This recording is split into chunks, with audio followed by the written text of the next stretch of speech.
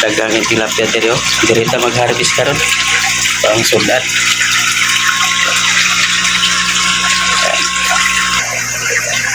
For today's video mga kaidol, so naaday ko diri karon sa pispan mga kaidol. So mangharvest ako ng tilapia dito mga kaidol, siguro mga 8 piraso mga kaidol. Pipiliin ko yung malalaki. So yun ang uulamin natin ngayon mga kaidol. So umpisa na natin sa pag-harvest mga kaidol. Ito na mga kaidol, nakahuli na tayo. Isa kasibot lang mga kaidol oh. Ang dami kong nahuli mga kaidol. Lalaki ng mga isda dito mga kaidol. Talagang sariwang-sariwa mga kaidol. So, ito na yung na-harvest ko mga kaidol. Sumubra, naging siyam na piraso mga kaidol. Yan. So ngayon, nilinisan naman natin yan mga kaidol.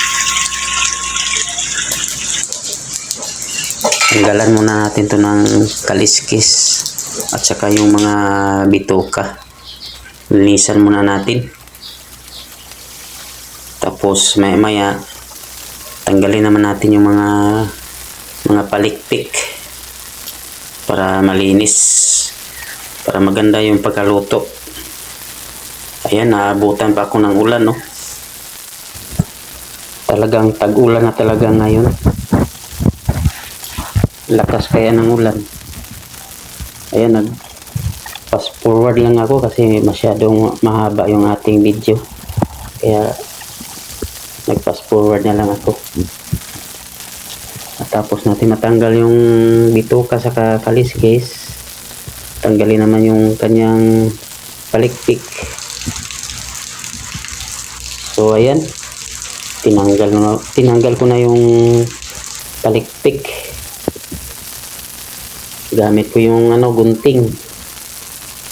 Dandahanin na natin, baka masugat tayo. Mahirap na.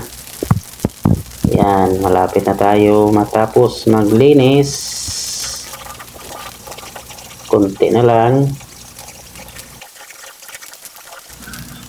Lapit na tayo matapos maglinis. Konti na lang. Kung sa Bisaya, gamay na lang. Hapit na mahuman ang atong paglinis. Tapos na. Ayan mga kaidol, tapos na tayo maglinis. So hanggang dito na lang ang ating video mga kaidol. Daghang salamat sa iyong suporta mga kaidol. Bye bye mga kaidol.